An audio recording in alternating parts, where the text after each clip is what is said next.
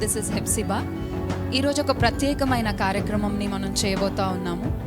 దైవజనులు శౌరి బొల్లెద్ గారు, దైవజనులు సుజాత బొల్లెద్ గారు, గ్రేస్ గాస్పెల్ సంఘ వ్యవస్థాపకులు, వారి 40 సంవత్సరాల వివాహ మహోత్సవము ఈరోజు జరుపుకుంటా ఉన్నారు. ఈరోజు వరకు వారు రావటానికి 40 సంవత్సరాలు, 40 years is not an easy journey. మళ్ళీ ఈ జర్నీని వాళ్ళు ఎలా కొనసాగించారు, వాళ్ళు ఎన్ని ఆటుపోట్లను ఎదుర్కొన్నారు, వారి కుటుంబాన్ని ఎలా నడిపించగలిగారు, సంఘాన్ని ఎలా నడిపించగలిగారు అని తెలుసుకోవటానికి అనేక మంది కపుల్స్కి వాళ్ళు ఎంకరేజింగ్గా ఉండాలని చెప్పి ఒక చిన్న ప్రోగ్రామ్ని ప్లాన్ చేయడం జరిగింది. I welcome my mom and my dad, దైవజనులు శౌరి బొల్లెద్ గారు, సుజాత బొల్లెద్ గారిని వేదిక మీదకి ఆహ్వానిస్తా ఉన్నాను.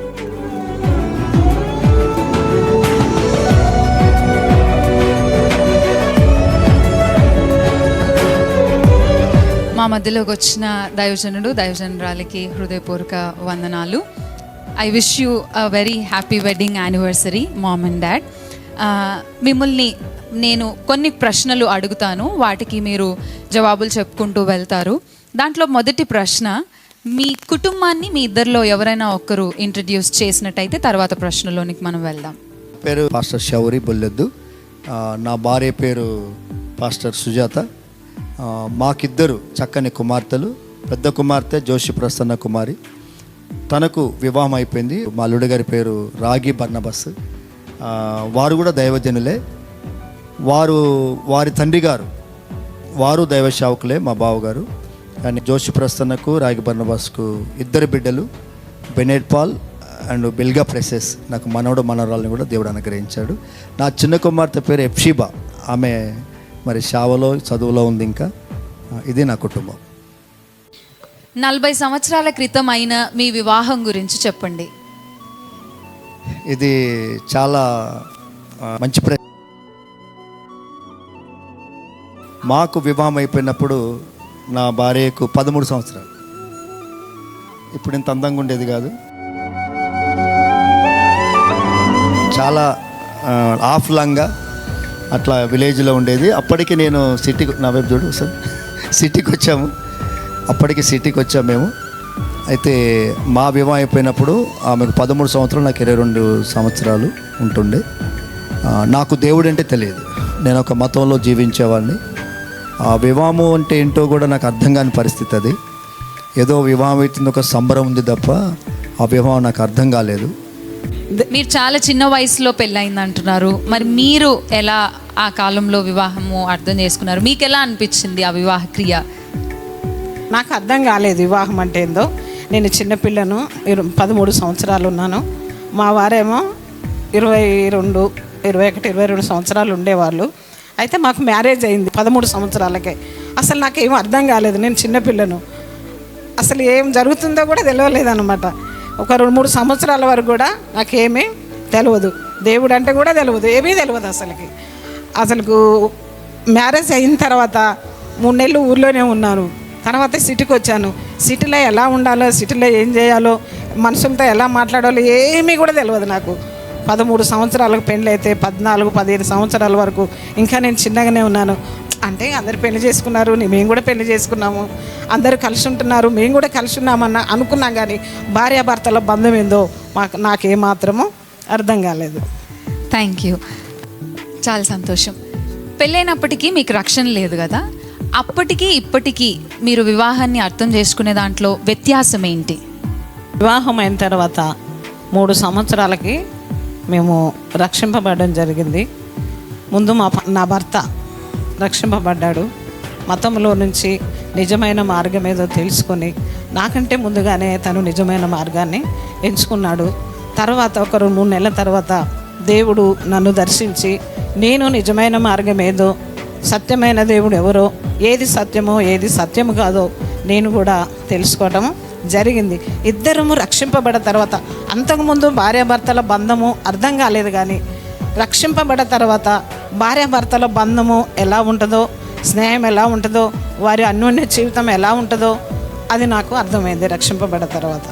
ఇంకొక మాట నేను యాడ్ చేయాలి. వాస్తవంగా రక్షణ లేనప్పుడు మా వివాహము విడిపోయింది. అంటే లాస్ట్కి ఎంతవరకు వచ్చిందని అంటే, ఇక మా మామ అత్తమ్మ చాలా మంచివాళ్ళు. నేను పెట్టే హింస కానీ నేను చూపెట్టే బాధలు ఆమె భరించలేక తన మా గ్రామానికి వెళ్ళినప్పుడు అక్కడ మా మామ అత్తమ్మ చాలా మంచివారే, కానీ ఎంత దాకా వచ్చారంటే ఇంకా ఎట్టి పరిస్థితుల్లో ఈమెకు పంపించేది లేదు అనే స్థితికి వచ్చారు. పూర్తిగా మా వివాహము పతనం అయిపోయింది, ఇద్దరం విడిపోతాం అనుకున్న సమయంలో అప్పుడు దేవుడు నన్ను దర్శించడం, నాతో మాట్లాడటము ఎప్పుడైతే మొదలుపెట్టాడో అప్పుడు నేను వెళ్ళి నా భార్యను తీసుకొచ్చుకొని అక్కడ నుండి మా వివాహంలో దేవుని ప్రేమను చూశాం. రక్షణలో వివాహాన్ని ఎలా అర్థం చేసుకోవాలి అనే విషయాలు చాలా మంచి ఎంకరేజింగ్ వర్డ్స్ చెప్పారు. రెండో ప్రశ్న, వివాహంలో దేవుడు ఉండటం ఎంత ప్రాముఖ్యం, అది మీ వివాహ కాలంలో మీకు ఎప్పుడు అర్థమైంది? మేము 1986లో మా వివాహము, ఏప్రిల్ 28లో మా వివాహం అయింది. 99 జనవరి 3వ తారీఖు మేము రక్షణ పొందాను 3 సంవత్సరాలకు. అయితే ఆ 3 సంవత్సరాల తర్వాత దేవుడు ఉంటే వివాహంలో వివాహం ఎలా ఉంటుంది, ఎంత సమాధానంతో ఉంటుందో మాకు అప్పుడు అర్థమైంది. మేము పేకాట ఆడుతూ కమ్యూనిజంలో ఉంటూ, మా ఫ్రెండ్ కౌన్సిలరు రాజకీయాల్లో ఉంటున్నప్పుడు 3 సంవత్సరాలు నాకు అర్థం కాలేదు. ఎప్పుడైతే దైవికంగా నేను దేవుని సన్నిధికి వచ్చానో, దేవుడు నన్ను దర్శించిన తర్వాత మా ఆత్మీయ తండ్రి ఇజ్రాయెల్ గారు నన్ను ఎప్పుడైతే దర్శించారో, వారి భార్య భర్తలు అక్కడ చర్చ్కి వచ్చే వాళ్ళ ప్రేమ, ఆ భార్య భర్తలను చూసినప్పుడు వాళ్ళు ఎంత హ్యాపీగా ఎలా ఉండగలుగుతున్నారు అని నాకు వాళ్ళని గమనించి, నేను బైబిల్ చదివి వాళ్ళతో ఎక్కువ సహవాసం చేసి సంఘానికి వెళ్ళి మందిరానికి వెళ్ళినప్పుడు నాకు దేవుడు ఎంత ప్రాముఖ్యమో వివాహంలో నాకు అర్థమైంది. దాని ద్వారా మేము అర్థం చేసుకొని ఒకరికొకరము అతుక్కోవటము జరిగింది. Thank you. God is very important in marriage అని మాకు ఈ ప్రశ్న ద్వారా మీరు తెలియజేశారు. మనందరికీ కూడా అది చాలా అవసరం అని ఐ బిలీవ్. ఇంకొక ప్రశ్న ఏంటి అంటే, పరిచర్యని నడిపించడానికి దైవ దర్శనం పొందుకొని ఉంటారు. దేవుడిచ్చిన దర్శనాన్ని భార్యాభర్తలుగా మీరు ఎలా ఒకరికొకరు పంచుకున్నారు, దాన్ని ఎలా కొనసాగించారు? అబ్రహాము దేవుడు దర్శనం ఇచ్చిన తర్వాత దేవుడు అబ్రాహాముకే దర్శనం ఇచ్చాడు అనుకుంటే ఆయన నెరవేర్చేవాడు కాదు. అబ్రాహాము దర్శనాన్ని శారమ్మకు షేర్ చేసి ఉంటాడు. ఆయన వెళ్ళి మరి కుటుంబాన్ని తీసుకొని ప్రయాణమయ్యాడు. అంటే కుటుంబం సహకారం ఉంది. మరి ఒట్టిగానే వెళ్ళి నడువు బ్యాగ్ పట్టుకుంటే వెళ్ళడు. తన దర్శనాన్ని తను ముందు సంఘానికి షేర్ చేయటము, సమాజంతో పంచుకోవటము దైవజనుడు చేయొద్దు. ముందు ఆ దర్శనాన్ని కుటుంబంలో పంచుకోవాలి, ఆ భారాన్ని కుటుంబంలో పెట్టాలి. 17వ అధ్యాయంలో మనం చూసినట్టయితే అబ్రామ నేను సర్వశక్తి గల దేవుడును అని చెప్పి, మరి ఏలో నుంచి రాజులు వస్తారనే దర్శనం అక్కడ మాట్లాడిన తర్వాత 15వ వచనములు అంటాడు, శారమ్మ గర్భములో నుండి రాజులు పుడతారు అంటాడు. సేమ్ దర్శనాన్ని మరలా ఇక్కడ 15వ వచనంలో చెప్తాడు. అంటే అర్థం ఏంటి? అబ్రాము దర్శనం నెరవేర్చాలనంటే శారమ్మ గర్భములో ఉంది. అది ఇస్సాకు శారమ్మ గర్భములు ఉన్నాడు. ఇస్సాకు వస్తేనే 12 గోత్రాలు వస్తాయి. ఆ వంశము వేవేల జనాంగాలకు ఆత్మీయతండ్రి అవుతాడు. అంటే నేను గ్రహించింది, నేర్చుకుంది ఏంటంటే, నా దర్శనాన్ని సంఘముతో కాకుండా కుటుంబంతో పంచుకోవడం జరిగింది.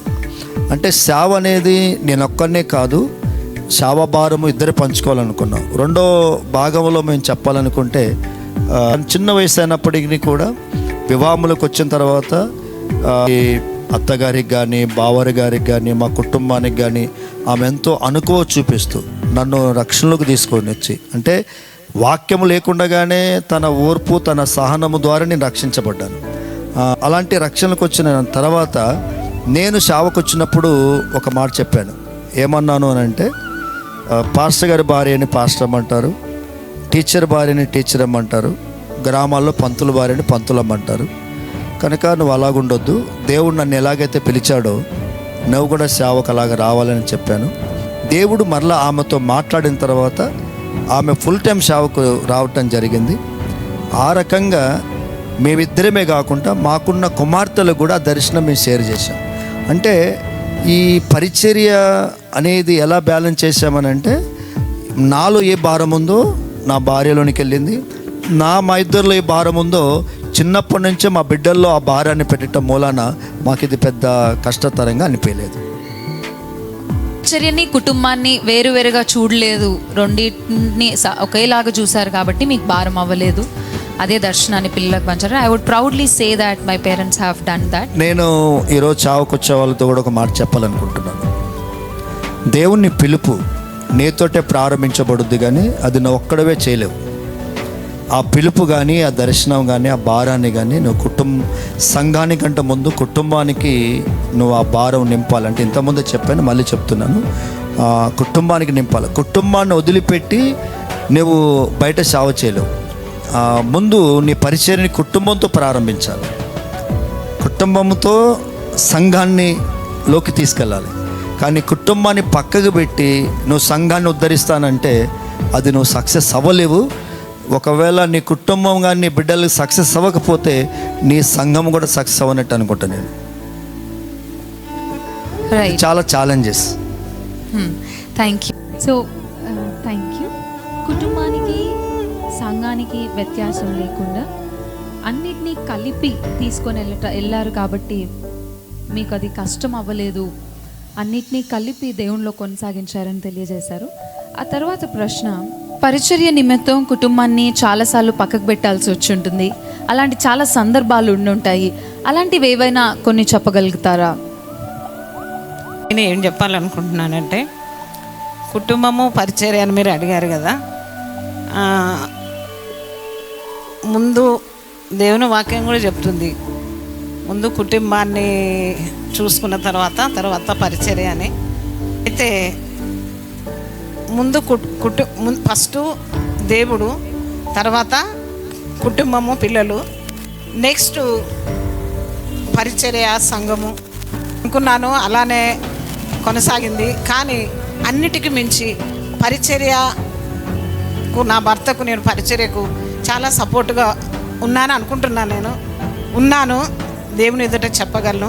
అన్ని రకాలుగా తనకు పరిచర్యకి వెళ్ళినప్పుడు ఎప్పుడు కూడా అడ్డం చెప్పినట్టుగా లేను అని అనుకుంటున్నాను నేను. దేవుడు కూడా అది చూస్తున్నాడు. దేవుని ఎదుట కూడా చెప్పగలను, సంఘం ఎదుట కూడా చెప్పగలను. ఇద్దరం కలిసి ముందుకు వెళ్తున్నాం కనుకనే కుటుంబాన్ని, సంఘాన్ని అనేకమైన త్యాగాలు అంటే చేయగలిగాను. ప్రతి విషయంలో కూడా కష్టములో కానీ, సుఖములో కానీ, పరిచర్యలో, ఆ కుటుంబంలో అనేక ఒడిదొడుకులు వచ్చినప్పటికీ కూడా, అందుకే దేవుని వాక్యం మొన్నటి దినాన దేవుని సేవకులు ఒక మాట చెప్పారు. ఏం చెప్పారంటే, లోకములో మీకు శ్రమ అని దేవుని వాక్యం ఉంది. మాకు శ్రమలు వచ్చినా కూడా శ్రమల్లో మాకు దేవుడు తోడుగా ఉన్నాడు. శ్రమల్లో దేవుడు మాకు విజయాన్ని ఇచ్చాడు. శ్రమలు రాక మానలేదు. వస్తున్న ప్రతి శ్రమకు, కష్టానికి, సుఖానికి, ప్రతి విషయంలో కూడా దేవుడు మాకు సహాయకుడుగా ఉండి, తోడుగా ఉండి, జయాన్ని ఇచ్చి, ధైర్యాన్ని చెప్పి ముందుకు సాగిస్తున్నాడు. ఇలాంటివి నిజంగానే ఈ కాలంలో సేవలోనికి వస్తున్న చాలామందికి these are very encouraging words. కుటుంబము, పరిచర్య యొక్క ప్రాధాన్యతని తెలియచేయటం. మీకు ఇంకొక ప్రశ్న, పిల్లలు ఇష్టమా, భార్య ఇష్టమా అంటే మీరేమంటారు? చాలామంది పిల్లలు అడిగే ప్రశ్నని చాలా సులువుగా నేను మిమ్మల్ని 2 ప్రశ్నలు అడుగుతాను. పిల్లల, భార్య అంటే ఏమంటారు? ఎందుకు? మీ మమ్మీ చెప్పాలి, నేను చెప్పాలా? మీరు చెప్పాలి. మీ తర్వాత మా మమ్మీ చెప్తారు. అవునా? ఇది నేను ఎదుర్కొన్నాను. నువ్వే 10th క్లాస్లో ఉన్నప్పుడు నా కూతురు, అంటే చిన్న కూతురు నువ్వే, ఎఫ్షబు, నేను మరి పెద్ద అమ్మాయి, మన నలుగురు ఉన్నప్పుడు నువ్వు చిన్నప్పుడు ఒక ప్రశ్న వేసావు, అక్కంటే నేనంటే నీకు ఇష్టమా, మమ్మీ అంటే నీకు ఇష్టమా అని ఆ రోజు ప్రశ్న వేసావు. అయితే నువ్వు ఎలా ఇచ్చినప్పటికి కూడా, చిన్నతనం చేసినప్పటికి కూడా నేను అనుకున్నాను తప్పనిసరిగా ఇది సిన్సియర్గా జవాబు చెప్పాలని, ఇది అందరూ వినాలి. అప్పుడు నేను నా బిడ్డకో మాట చెప్పాను. ఏంటి అని అంటే, తన వైపు చూసి, నీలాంటి వాళ్ళు 1000 మంది వచ్చినా మీ మమ్మీ అంటేనే ఇష్టమని చెప్పాను. జనరల్గా ఏం చెప్తానంటే పిల్లలంటే ఇష్టమని చెప్తారు. నేను ఒక మాట చెప్పాను ఏంటంటే, నేను మిమ్మల్ని ఇష్టపడకముందే మీ మమ్మీని ఇష్టపడ్డాను. ఆ విత్తనం పెరిగి వృక్షమవుతుంది తప్ప అది మోడు బారదు. సో మాకు మీకంటే అంటే పిల్లలకి ఇద్దరి బాధ్యత ఉంటుంది, అట్లానే పిల్లలు నెగ్లెక్ట్ కాదు. కానీ ఇద్దరు భార్యాభర్తలు ఒకరినొకరు గౌరవించుకోవటం ఎప్పుడైతే పిల్లలు చూస్తారో వాళ్ళకి ఆ ప్రాముఖ్యతని ఇంటిలోనే మేము తెలియచేయాలనుకున్నాం. I remember that. దాన్ని చాలాసార్లు మీ మెసేజెస్లో కూడా మీరు చెప్పారు. ఒక తల్లిగా మీరు దీనికి జవాబు చెప్పడం కష్టమే, because mother loves their children. మీరేమంటారు? పిల్లలు ఇష్టమా, భర్త ఇష్టమా అంటే మీరేం జవాబు చెప్తారు? పిల్లలు ఇష్టమా, భర్త ఇష్టమా అని అడిగినప్పుడు అంటే భర్త ఇష్టం అని చెప్తాను నేను. ఎందుకంటే పిల్లల ముందు భర్తను తక్కువగా చేయడం కాదు. అంటే నా భర్త నా పిల్లల కోసం కాదు, ఇతరులు కూడా చెప్పగలను. ముందు పిల్లలు కాదు, భర్త లేకుండా పిల్లలు లేరు. ముందు భర్తను గౌరవిస్తూ, భర్తను ప్రేమిస్తూ, భర్తకు లోబడుతూ, భర్త చెప్పిన మాట వింటూ, భార్యగా నేను నా భర్తను ఎంత గౌరవిస్తున్నానో, నా బిడ్డల ఎదుట నేను గౌరవపరంగా నా భర్త ఎదుట ఉన్నప్పుడు, లోబడినట్టుగా వినయము విధేయత కలిగి ఉన్నప్పుడు, నా బిడ్డలు అది నేర్చుకొని మా మమ్మీలాగా నేను ఉండాలి, మా మమ్మీలాగా మేము ఉండాలి అని నా బిడ్డలు నన్ను చూసి నా బిడ్డలు నేర్చుకుంటారు. అది నేర్పించగలుగుతాను. అయితే ఇదే విషయము నా బిడ్డలకే కాదు, ఇంకా నా ఆత్మీయ బిడ్డలకు కూడా చెప్పాను. అమ్మ, నేను నా అంటే సేవకు వచ్చిన తర్వాత నా ఆత్మీయ బిడ్డలకి నేను నా భర్తతో ఎలా ఉంటున్నానో, మేము ఎట్లా అన్యోన్యంగా ఉంటున్నామో, మేము ఎట్లా ఒకరినొకరు అర్థం చేసుకుంటూ, ఒకరినొకరు ప్రేమించుకుంటూ, ఒకరినొకరు అన్యోన్య జీవితంలో ఎలా ఉంటున్నామో మీరు కూడా మమ్మల్ని చూసి నేర్చుకోవాలి. భర్త బయటకు వెళ్ళినప్పుడు ఒక భార్య అనుకుంటుంది, ఎప్పుడు వస్తాడనే ఒక భార్య చూస్తుంది. ఒకళ్ళు అనుకుంటారు, వీడు ఎందుకు వచ్చాడురా అనుకుంటారు. అలా కాదమ్మా, అలా చూడొద్దు. భర్త బయటకు వెళ్ళినప్పుడు నా భర్త ఎప్పుడు వస్తాడా, నా భర్త ఎప్పుడు వస్తాడా అని భార్య ఎదురు చూసేలాగా ఉండాలి. భర్త కూడా బయట ఉండి, భర్త ఏం చేయాలంటే బయట ఉండి, అరే ఇంకా టైం ఎప్పుడైతుంది, నేను ఇంటికి ఎప్పుడు వెళ్ళిపోవాలి, నా భార్య నా కోసం ఎదురు చూస్తుంది, అలా ఉండాలన్నమాట. భార్య భర్తల అన్యోన్య జీవితం. నేను చెప్తున్నాను, నా భర్త అంటే నాకు ఇష్టమని చెప్తాను పిల్లలకి. Right, thank you. దేవుడు ఏర్పాటు చేసిన దాన్ని మనుషుడు విడదీయరాదని దేవుని వాక్యం సెలవిస్తూ ఉంది. ఈ మధ్యకాలంలో చూసినట్టయితే డివోర్సెస్ అండ్ ఒక రిలేషన్షిప్లో, వివాహం అనే బంధంలో చాలా కాలం కలిసి ఉండడం అనేది కష్టతరం అయిపోతూ ఉంది. క్రైస్తవుల మధ్యలో కూడా దాన్ని చూస్తూ ఉన్నాం మనం. ఇలాంటి ఈ జనరేషన్కి వివాహ బంధం గురించి, డివోర్స్ గురించి మీరేం చెప్పాలనుకుంటున్నారు? చాలా నేర్చుకోవాల్సింది. దానికి మేమే ప్రాముఖ్యము, మేమే మాదిరి అని చెప్పొచ్చు. విషయం ఏంటి అని అంటే, ఎప్పుడైతే ఎందుకు విడిగాతాల దాకా వెళ్తున్నాము అని అంటే, ఇంకొక దుఃఖకరమైన విషయం చెప్పాలి.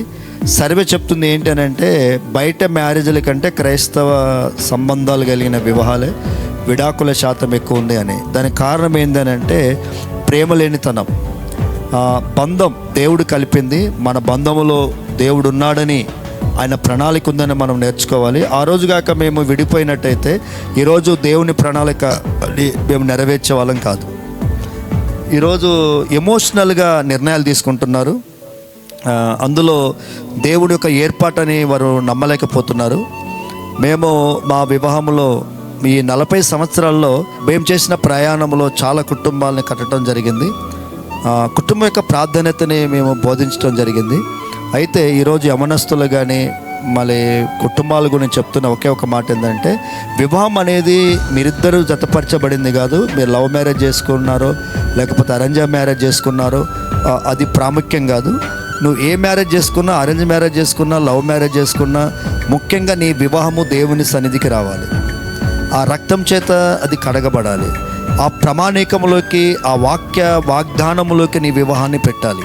దేవుడే నీ వివాహంలో పని జరిగిస్తున్నాడు, నువ్వు నమ్మాలి. దానికి నీ వివాహాన్ని నువ్వు అప్పగించుకున్నట్టు, వివాహం అన్ని విషయంలో ఘనమైనదిగాను అని చెప్పాడు. నువ్వు ఘనమైనదిగా చేసుకోగలుగుతావు. టెంప్టేషన్స్ ఉంటాయి, సవాళ్ళు ఉంటాయి, కానీ వాటి ద్వారా మీరు విడిపోకూడదు, వాటి ద్వారా మీరు నిర్ణయాలు తీసుకోకూడదు. ముఖ్యంగా అరేంజ్ మ్యారేజ్ లేకపోతే లవ్ మ్యారేజ్ అని కాదు, నీ జీవితంలో ముందు వివాహంలో దేవుని ప్రణాళికను వెతకండి. దేవుడు తప్పనిసరిగా మీకు సహాయం చేస్తాడు. ఆ వివాహమును మీరు సక్సెస్ చేస్తే మీరు ప్రపంచాన్ని గెలిచినట్టే. ఎంకరేజింగ్ డాడీ, ఎందుకంటే ఈ కాలంలో కలిసి ఉండటం కంటే విడిపోవడం ఈజీ అని చెప్పేసి దానికి స్ట్రగుల్ లేదు. మీరు చాలా భరించాను అంటున్నారు, 3 సంవత్సరాలు ఎంతో హింస అనుభవించాను అంటున్నారు. కానీ ఒక స్త్రీ ఎంత భరించాలి, ఎంతవరకు భరించాలి అనే దాన్ని అర్థం చేసుకోకుండా, లేకపోతే ఒక పురుషుడు ఎంత ప్రేమించాలి అనే దాన్ని అర్థం చేసుకోకుండా ఈ మధ్యకాలంలో విడిపోవటం సులువు అని చెప్పి విడిపోతా ఉన్నారు. So this is very encouraging to listen. మీకు ఒక చిన్న ప్రశ్న ఏంటి అంటే, ఈ క్వశ్చన్ మీకు మమ్మీ, మీరు ప్రేమించి సహించి భరించి మీ భర్తని రక్షించుకున్నారు అని విన్నాము. ఇప్పుడు డాడీ కూడా సాక్ష్యంలో తెలియజేశారు. కానీ ఈ కాలంలో స్త్రీలు సహనం భరించడం అనేది తక్కువ అయిపోయిందనే చెప్పాలి. ఎంత సహించాలి, ఎంత భరించాలి, భర్తను ఎలా కాపాడుకోవాలి అనేది ఈ కాలం స్త్రీలకి మీరు ఎలా వివరిస్తారు? దాన్ని ఎంతవరకు ఒక స్త్రీ సహించవచ్చు తన భర్తని? వివాహ బంధము విడిది అందిది. వివాహంలో ప్రమాణాలు చేపిస్తారు కదా, పెళ్లి చేసిన పాస్టర్ గారు ప్రమాణాలు చేపిస్తారు. ఆ ప్రమాణాన్ని జ్ఞాపకం చేసుకొని, ఆ ప్రమాణం ఏమని ప్రమాణం చేపిస్తారు? మరణము ఎడబాపు వరకు మనము ఒకరిని ఒకరు విడవకూడదు, ఎడబాయకూడదు అనే ప్రమాణాలు ఏ రీతిగా దేవుని సంఘం ఎదుట, సేవకులు ఎదుట ప్రమాణం చేస్తామో అదే ప్రమాణాన్ని గుర్తుపెట్టుకొని ఎన్ని శ్రమలు వచ్చినా, ఏమొచ్చినా కూడా, ఏదైనా రానియండి, ఏ కష్టమైనా రానియండి, సహించటము, భరించటము, క్షమించటము, ఒకరిని ఒకరు సహించుకోవాలి, ఒకరిని ఒకరు భరించుకోవాలి, ఒకరిని ఒకరు క్షమించుకోవాలి. క్షమించటము, భరించటము, మర్చిపోవటము, ఈ 3 ఉన్నాయి అనుకోండి, జీవితాంతము కలిసి ఉంటాం. థ్యాంక్ యూ మా. ఇంకొక ప్రశ్న మీ డాటర్స్ గురించి. మీరు మీ పిల్లలకిద్దరికీ వివాహం గురించి ఎలాంటి సిద్ధపాటు, ఎలాంటి బోధ, ఎలాంటి మాటలు వారితో పంచుకున్నారు? వారిని ఎలా మీరు సిద్ధపరిచారు? నేను దీన్ని చక్కగా చెప్పాలని ఆశపడుతున్నాను. మా సంఘ బిడ్డలు కూడా వాళ్ళని మాదిరిగా ఉంచాలని నేను కోరుకున్నాను. ముఖ్యంగా నా బిడ్డల మీద కంటే కూడా నా సంఘంలో ఉన్న బిడ్డల మీద నా మనసు ఎక్కువ ఉంటుంది. వీళ్ళిద్దరిని మాదిరిగా పెడితే వాళ్ళని మనం దేవునిలో నిలబెట్టొచ్చు అనేది మా సంకల్పం. ఎప్పుడైతే మా పిల్లలిద్దరూ 10th క్లాస్కి వచ్చారో, ఇంటర్మీడియట్ వెళ్ళేటప్పుడే వాళ్ళని మేము కూర్చోబెట్టి ఒక కౌన్సిలర్గా వాళ్ళకి మేము బోధించేవాళ్ళం. ఏం చెప్పాము అని అంటే, మీరు ఇంటర్మీడియట్కి వెళ్తున్నారు, అక్కడ చాలామంది మిమ్మల్ని కలుసుకుంటారు, మీకు భావోద్రేకాలు ఉంటాయి, మీకు సొంత నిర్ణయాలు తీసుకుంటారు, తెలియసుకొని మీరు తీసుకుంటారు. అయితే మీరు అక్కడ లవ్ అనో లేకపోతే మీకు వివాహం సంబంధించింది లవ్, మీకు ఇష్టమైన వ్యక్తినో మీరు నిర్ణయించుకొని వివాహం చేసుకోవాలి అని అనుకోవద్దు. ఒకవేళ అలా ఏదైనా వచ్చినట్టయితే నాకే చెప్పండి. నేనే మీ స్నేహితుడిని, నాకు మించిన వాళ్ళు ఎవరు లేరు, నేను డాడీతో పాటు స్నేహితుడిని, ఏదైనా తండ్రిగా నిలబడతాను. కానీ ఒక దైవజనుడిగా మీ వివాహములో దేవుడు ఉండాలి, దేవుని ప్రణాళిక ఉండాలి, దేవుడి ఉద్దేశము నెరవేర్చాలి, అది చాలా ఘనమైందని చెప్పి వారితో నేను స్పష్టంగా మాట్లాడాను కూడా వాళ్ళతో. ఇప్పటికీ వాళ్ళు కూర్చోబెట్టి నేను మాట్లాడతాను. ఒక తండ్రిగా కాకుండా నేను ఒక స్నేహితుడిగా, ఒక టీచర్గా, ఒక కౌన్సిలర్గా నేను వారితో మాట్లాడటం జరుగుద్ది. ఆ వాక్యము, ఆ వాగ్దానాలు వారు విశ్వసించి వారు అలాగే నా బిడ్డలిద్దరూ కూడా దేవునికి మాకు అప్పగించుకున్నారు. వారి వివాహ జీవితంలో దేవుని ప్రణాళిక ఉంటుంది. వారు మాత్రమే కాదు, మా సంఘంలో ఉన్న ప్రతి యవ్వన బిడ్డ తల్లిదండ్రులు కూడా పిల్లల్ని అలా ప్రోత్సహించారు. ఆ బిడ్డల్ని బట్టి వాళ్ళు కూడా అలాగే సమర్పించుకున్నారు. ఇది మాకు చాలా ఆశీర్వాదం. యాజ్ రైట్లీ సెడ్, డాడీ నిజంగానే మాతో, మమ్మీ డాడీ కానీ వాళ్ళ సమయాన్ని మాతో కేటాయించి ఒక కౌన్సిలర్ లాగా, ఒక ఫ్రెండ్ లాగా మాతో ఉండి అన్ని విషయాల్ని పంచుకున్నారు. వివాహం గురించి సిద్ధపరిచే అప్పుడు కూడా నాకు గుర్తు, మీరు చెప్పారు వివాహము నాన్న దేవుడు జీవితంలో ఏర్పాటు చేసిన ఒక భాగం మాత్రమే. వివాహమే ఒక జీవితం కాదు. ఒక ఆడపిల్లగా మీ ఇద్దరు కూడా అలా ఆలోచించాల్సిన పని లేదు అని చాలా స్ట్రాంగ్గా, చాలా స్ట్రాంగ్గా ఆయన మమ్మల్ని నిలబెట్టారు. మా అక్క వివాహ విషయంలో కూడా తనకు యాక్సిడెంట్ అయినప్పుడు తన గురించి తాను తక్కువగా అనుకోకున్నట్లు తనని వివాహానికి సిద్ధపరిచారు. నాన్న, నువ్వు ఒక వ్యక్తివి మాత్రమే కాదు, నువ్వు ఒక వ్యవస్థవి. నీవు ఇక్కడే ఆగిపోకూడదు. నీ గురించి నువ్వు తక్కువగా ఆలోచన చేయకూడదు. నీ వివాహం కూడా నీ గురించి నువ్వు ఎంత గొప్పగా ఆలోచిస్తున్నావో ఆ ఆలోచనలోనికి దేవుని దగ్గరికి రావాలి అని ఆయన మమ్మల్ని చాలా ఎంకరేజ్ చేస్తూ ఉంటారు. ఇంకొక విషయం కూడా, ఈ కాలంలో ఉన్న స్త్రీలకి యాజ్ అ పాస్టర్ ఆయన మమ్మల్ని యాజ్ అ ఫాదర్ ఎలా ఎంకరేజ్ చేస్తున్నారో ఒక మాట నేను చెప్పాలనుకుంటున్నాను. Marriage is not solely a life. నాన్న, మిమ్మల్ని ఎంత దూరం పంపించినా కూడా ప్రాణహాని అవుతుంది అన్నప్పుడు, ఏదైనా మీకు అంతు చిక్కంది దాంట్లో ఉందనుకున్నప్పుడు దైవ జ్ఞానం కలిగి దాంట్లోంచి తప్పించుకొని రావడం అంతే ముఖ్యమని నేర్పించారు. ఇంకొకటి ఏంటంటే, ఒక స్త్రీ నువ్వు ఒక దగ్గరికి వెళ్ళినప్పుడు చాలా అనుకువతో నీ అత్త మామల్ని అంతే ప్రేమించాలి అని కూడా మా అక్కకి నేర్పించడం నేను స్వయంగా విన్నాను. ఇప్పటికీ కూడా మా మదర్ మా సిస్టర్కి చెప్తా ఉంటారు, బావగారిని చూసుకునే విధానంలో కానీ మాట్లాడే విధానంలో కానీ ఏమైనా కొంచెం మార్పు కలిగింది అని అంటే ఇమీడియట్గా తను స్టెప్ ఇన్ అవుతారు. Mummy, what are you doing అని, ఇది కాదు కదా నువ్వు చేయాల్సింది అని.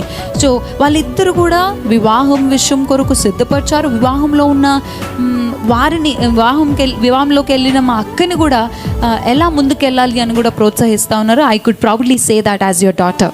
మూవింగ్ టు ఫర్దర్ క్వశ్చన్, 40 సంవత్సరాల వివాహం అనేది it's a very long journey. ఈ కాలంలో మరి మీకు మిస్అండర్స్టాండింగ్స్ వస్తూనే ఉంటాయి, ఛాలెంజెస్ వస్తూనే ఉంటాయి. వాటిని మీరు ఎలా ఎదుర్కొన్నారు? వాటిని ఇప్పుడు కూడా మీరు వాటిని how do you overcome them చెప్పగలుగుతారా? ఇది మేము 40 సంవత్సరాలు బాగున్నాము, సంతోషంగా ఉన్నాము, అర్థం చేసుకున్నామని చెప్పినప్పటికీ మా ఇద్దరిలో ఛాలెంజెస్ రాలేదని కాదు, గొడవలు రాలేదని కాదు, మా ఇద్దరిలో కష్టాలు అంటే మా ఇద్దరికి సంబంధించిన ఛాలెంజెస్ కష్టాలు రాలేదని కాదు. చాలాసార్లు వచ్చినాయి. మాకు వచ్చినప్పుడు మేము వాటిని సాల్వ్ చేసుకునే విషయంలో చాలా త్వరపడేవారం. కారణం ఏంటంటే మేము ఒక సాక్ష్యం చెప్పగలం. 20 కుటుంబాల విషయాల్లో కుటుంబాలలో కూడా మాకు పెద్ద ఛాలెంజెస్ లేవు. అర్థం చేసుకునే ఫ్యామిలీ ఉన్నప్పటికీ మాలో సేవాపరంగా కానీ ఆర్థిక పరంగా కానీ కొన్ని సమస్యలు వచ్చినప్పుడు, కష్టతరమైన వచ్చినప్పుడు మేము ఒకరినొకరు ప్రోత్సహించుకునే వాళ్ళము. అది ఎలాగో అని అంటే ఒక సాక్ష్యం చెప్పాలి. ఏంటి అని అంటే, మా 40 సంవత్సరాల వివాహ జీవితంలో నా భార్య అంటే 37 సంవత్సరాలు, 3 సంవత్సరాలు తీసేద్దాం అంటే 3 సంవత్సరాలు దేవుడు లేడు. దేవుడు మేము కలిగి ఉన్నాక 37 సంవత్సరాల్లో నా భార్య నా నిమిత్తము ఒక్కరోజు కూడా అలిగి ఒక రోజంతా ఉపవాసం ఉందని నేను అనుకోవట్లేదు. నేనైతే ఖచ్చితంగా చెప్పగలను, నా మనసాక్షి ప్రకారం ఒక్కరోజు కాదు కదా, ఒక్క పూట కూడా నేను అలిగి నేను భోజనం తినుకుంటూ పండుకోలేదు. మా పిల్లల విషయంలో కూడా నాకు ఎప్పుడు అలాంటి ఎన్ని ఛాలెంజెస్ వచ్చినా కానీ మేము కానీ మా పిల్లలు కానీ భోజనం మీద కానీ ఒకరికొకరు మాట్లాడుకోకుండా ఉండగాని ఒక్క పూట కూడా మేము లేవని చెప్పగలం. మా వివాహానికి సక్సెస్ కూడా అదని కూడా చెప్పగలం. నిజమే. So as soon as we sort the problem, అప్పుడు మనకి ఇంకా ప్రాబ్లం ఎక్స్టెండ్ అయ్యేది అనేది ఉండదు and we can have a happy marriage అని చెప్పారు. మీ పరిచర్య కాలములో మీ వివాహ జీవితము మీ సంఘాన్ని ఎలా ఇంపాక్ట్ చేసింది? సంఘం గురించి కొన్ని విషయాలు పంచుకో. నేను ముందే చెప్పాను, కుటుంబానికి తక్కువ టైం ఇస్తాం, పిల్లలకు తక్కువ టైం ఇస్తాం. ఈ సక్సెస్ అంతటికీ కేవలం 2 పిల్లలు, నా భార్య మాత్రమే కాదు, నాతో ఉన్న సంఘము సక్సెస్ అని కూడా చెప్పాలి. ఎందుకంటే సంఘంలో ఆదరించేవారు ఉంటారు, ఆకలి తీర్చేవారు ఉంటారు, ధైర్యపరిచేవారు ఉంటారు, మేము ఉన్నామని చెప్పేవారు ఉంటారు, పరువు మోసేవారు ఉంటారు. ఎక్కువ సమయం మన సంఘానికి ఇచ్చాం కాబట్టి కుటుంబం కంటే కూడా సంఘం నుంచి ఎక్కువ ప్రేమ పొందుకునే అవకాశం ఉంటుంది. కొన్నిసార్లు కుటుంబంలో ఒంటరితనం అనుభవించినప్పుడు సంఘంలో జరిగే కార్యాలు, సంఘ బిడ్డల్లో జరిగే ప్రేమ, ఆ తాత్పర్యాలు కూడా సేవకుడికి ఒక బూస్ట్ లాగా, సేవకుడి కుటుంబానికి ఒక బూస్ట్ లాగా ఉంటుంది. అలాగే దేవుడు నాకు ఇచ్చిన సంఘం ఎంతో నమ్రత కలిగి, ప్రేమ కలిగి, సహనం కలిగి, వారి యథార్థ ప్రవర్తన కూడా నన్ను సక్సెస్గా నిలబెట్టింది. పలానా గ్రేస్ గాస్పల్ సంఘం అండి, వాళ్ళ యమనస్తులు ఇలా ఉన్నారండి, వాళ్ళ భార్య ఇలా ఉందండి, వాళ్ళ భర్త ఇలా ఉన్నాడండి, ఇక అలాంటి అవమానకరమైన పనులు చేశారని అంటే అది మొదట సంఘ నాయకుడికి, ఆత్మీయ తల్లిదండ్రులకి అది అవమానం. ఎప్పుడు భయపడుతూ ఉంటాం, అలా సంఘాన్ని కాపాడుకుంటూ ఉంటాం. యవనస్తుల మీద అలాంటి టీచింగ్ చేస్తుంటాం. ఆ కుటుంబం, మా ఇంటిలో ఏది రహస్యం ఉండదు. మా పిల్లలు, సంఘ బిడ్డలు అందరూ కూడా మా బెడ్రూమ్ మొదలుకొని, కిచెన్ మొదలుకొని అంతా వాళ్ళకు బహిరంగంగానే ఉంటుంది. మా బీర వాళ్ళకు తాళం ఉండదు, మా ఇంటికి ఏది ఉండదు. వాళ్ళు మేము అంతా కలిసే జీవిస్తాం. అలాంటి సంఘాన్ని దేవుడు మాకు ఇచ్చాడు. చిన్న పుస్తకముగా మేము ఉంటామని చెప్పట్టి వాళ్ళు కూడా మా ఎదుట అలాగనే ఉంటారు. అలాంటి మంచి ప్రోత్సాహకరణ సంఘాన్ని దేవుడు మాకు ఇచ్చాడు. చాలా చివరి ప్రశ్న ఇద్దరికి కూడా, రోజు సార్ట్ అవుట్ చేసుకుని క్యారీ ఫార్వర్డ్ చేయకుండా ఆ ఎమోషన్ని ఆ రోజే సార్ట్ చేసుకొని ఒకరికొకరు క్షమాపణ చెప్పుకొని, నాకు మమ్మీ అన్నట్టుగా సహించే తత్వం, క్షమించే తత్వం, మరిచిపోయే తత్వం ఎప్పుడైతే ఉంటుందో ఒక రిలేషన్షిప్, ఒక వివాహ వ్యవస్థ అనేది, ఒక వివాహ బంధం అనేది స్ట్రాంగ్గా ఉంటుందని చెప్పారు. Thank you so much. Moving to further and last question, 40 సంవత్సరాల ఈ వివాహ ప్రయాణంలో ఈరోజు, ఈ దినము వివాహం గురించి కానీ మీ జీవితంలో ఉన్న మీ ప్రార్థన అంశం ఏంటి? మీరు దేవుణ్ణి ఈరోజు ఏం అడుగుతున్నారు? ఫస్ట్ నా ప్రార్థన, నా భార్య విషయం అడుగుతాను. ఫస్ట్ ప్రార్థన ఏంటంటే, ఈ 40 సంవత్సరాల కంటే ఇంకెక్కడన్నా ఆమె ఈ వ్యక్తిని దేవుడు నాకు ఎందుకు ఇచ్చాడనో, ఇంకెక్కడన్నా బాధపడిందేమో, ఇంకా ఆమె విషయంలో దగ్గరగా జరిగి ఆమెని చక్కగా అర్థం చేసుకోవటానికి, ఇంకెక్కువగా ఆమెని అర్థం చేసుకోవట్లేక ఆమె విషయంలో కేర్ తీసుకోవటానికి నేను నిర్ణయించుకుంటాను. రెండవదిగా ఒక మంచి తండ్రిగా, ఒక మంచి భర్తగా ఈ 40 సంవత్సరాల్లో మరి ఒక మంచి తండ్రిగా ఉండటానికి కూడా ఉండాలని నేను దేవుడిని అడుగుతాను. మూడవది, ఇప్పుడు 40 సంవత్సరాలు మాకు దేవుడి ఆయుష్నిచ్చి ఇంత నిలబెట్టాడు. ఇప్పుడు మా జీవితము ఇంకా అనేక కుటుంబాలకు మేము పరిచర్య చేయాలి, అనేకుల్ని బలపరచాలి, అనేకుల్ని దేవునిలో నిలబెట్టాలనే దాంట్లో కూడా మేము ప్రయత్నం చేస్తాం. అది దేవుడి ఇవ్వమని అడుగుతాం. నాలుగవది, మా సంఘములో కానీ యవనస్తులకు కానీ ఇంకా మేము మాదిరిగా ఉండాలి, బాహటంగా చూపెట్టాలి అనే విషయాన్ని కూడా మేము తెలియచేసి మాలాగా ఇంకా అనేక కుటుంబాలని ముందుకు తీసుకెళ్లాలని మేము ప్రార్థన చేస్తాం. 30 సంవత్సరాల వివాహము, ఈ రోజుకు మేము ప్రార్థన ఏం చేశామంటే, ప్రభా, ఇప్పటి వరకు మీరు మాకు మీ కృపను చూపారు, ఇంకా ముందు కూడా పరిచర్య ఆగకూడదు. బిడ్డల విషయంలో, సంఘం విషయంలో, ఏ విషయంలో కూడా మేము కుంటుపడ్డట్టుగా ఉండకూడదు. నీ మహిమను చూపించే వారముగా, నీ మహిమను మేము కనపరిచే వారముగా, మేము మిమ్మలను ఆనందింపజేసే పరిచర్య, కుటుంబము, సంఘ బిడ్డలు, మా ఆత్మీయ బిడ్డలు కూడా అందరూ కూడా నీ మహిమను చూసేవారిగా ఉండాలని మేము ప్రార్థిస్తున్నాం. Thank you. చెప్పాలనుకుంటున్నాను, ఈ పరిచర్యలో ఇప్పుడు మాకొచ్చే పరిచర్య ఏంటి అని అంటే, అనేక మందిని సేవకులుగా, పరిచారకులుగా అభిషేకించి మేము పంపాలనేది. ఇప్పుడు మేము తల్లిదండ్రులము, ఆత్మీయ తల్లిదండ్రులం. ఇప్పుడు సంఘములో కూడా మేము ఆత్మీయ తల్లిదండ్రులుగా, సేవ పరిచారకులుగా మేము కొంతమందిని దేవుని సేవకు నిర్ణయించి వాళ్ళ డ్యూటీలు ఉన్నప్పుడు కూడా పంపాలని మా ప్రార్థన, మా తీర్మానం. దీని తర్వాత కూడా ఈ 40 years తర్వాత మాకు ఆ దేవుడు అలాంటి పరిచర్యాలను కూడా మేము ప్రార్థన చేస్తూ ఉన్నాం. సో ఈరోజు కూడా మీ ప్రార్థనలో కుటుంబము, సంఘము, సమాజము ఉంది. I strongly pray and ask God, మీకు ఇంకా దేవుడు తన ఆయుష్నిచ్చి, తన అభిషేకాన్ని ఇచ్చి అనేక మంది కుటుంబాలని కట్టడానికి, అనేక మంది నాయకుల్ని కట్టడానికి దేవుడు మిమ్మల్ని వాడుకోనాలని we all pray for you. మేము మనసారా కోరుకుంటా ఉన్నాము. As your daughter I strongly desire for it and ask God with my whole heart. Thank you so much for coming here.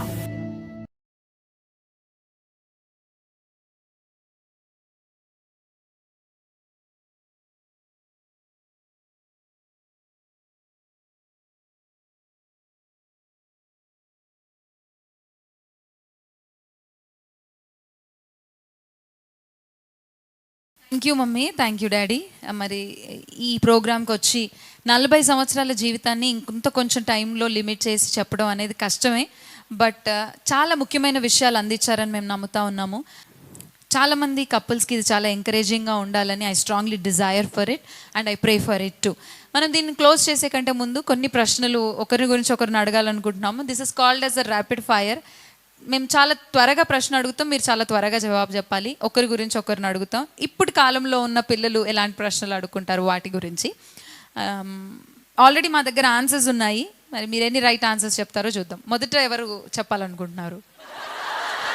మా మమ్మీ నన్ను ఇందాక వచ్చి డాడీ ఫేవరెట్ కర్రీ ఏంటో అడుగు చెప్తా అని అంటున్నారు.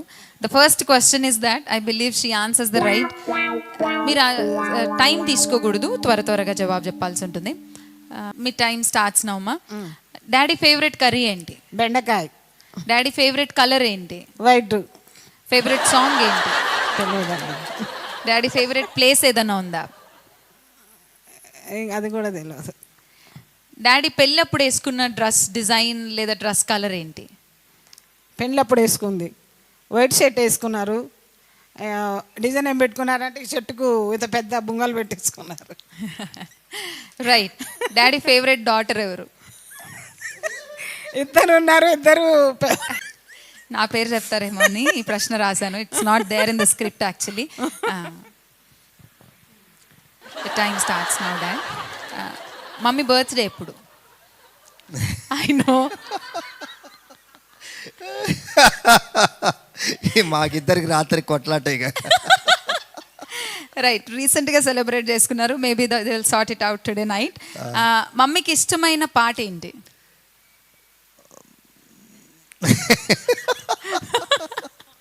ఒక్క క్వశ్చన్ కన్నా ఆన్సర్ చేయాలి డాడీ.